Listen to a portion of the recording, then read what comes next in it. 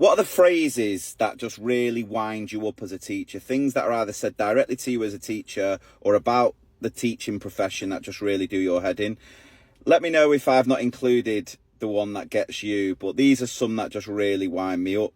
Right, first of all, whenever I make a video sort of criticising or speaking out about education and how broken our system is, it will always be met with people who bang on about the holidays and how I shouldn't complain because we get all these paid holidays. And I honestly think the holidays in some ways sort of gaslight teachers, because we always just crawl to the end of them.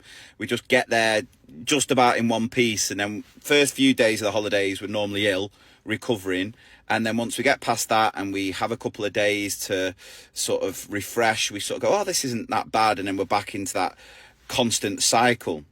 And I do sometimes think the holidays have a lot to answer for why we're in this toxic system with teachers where workload goes through the roof, and it's you're just constantly being asked to do more with less, because it's this idea that, well, you know, you get all those holidays, so you shouldn't complain.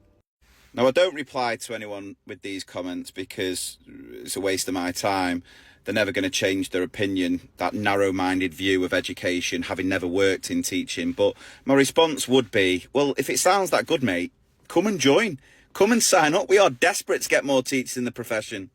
Another thing that winds me up is when TAs reference themselves by saying, oh, I'm just a TA. It's like, don't speak yourself down like that. TAs are incredible. TAs build better relationships and have a bigger impact on students than a lot of teachers do. So you are not just a TA. You do an incredible job. Yes, it's not reflected in the pay and value in our education system. And if it was up to me, I've talked about this on the podcast, I'd replace those two letters so it'd be AT, assistant teachers. And I often get people saying, why don't you talk about TAs? Whenever I reference teachers through my social media, that includes TAs and support staff because they are teachers.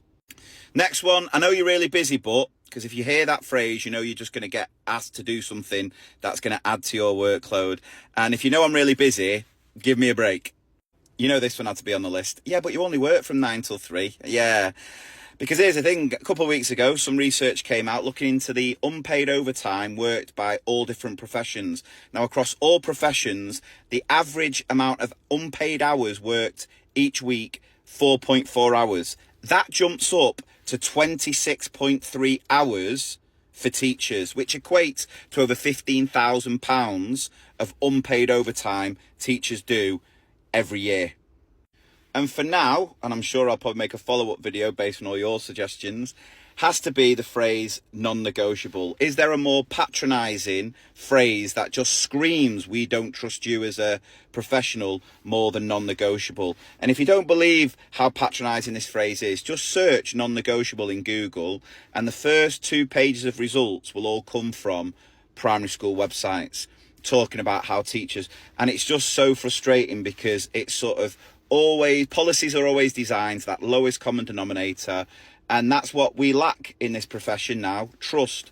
And because we're full of these policies that force us to follow all these silly non-negotiables that don't have any impact, just constantly scrutinising and sort of checking that we're doing the job so many of us are capable of doing, yeah, I hate that one as well.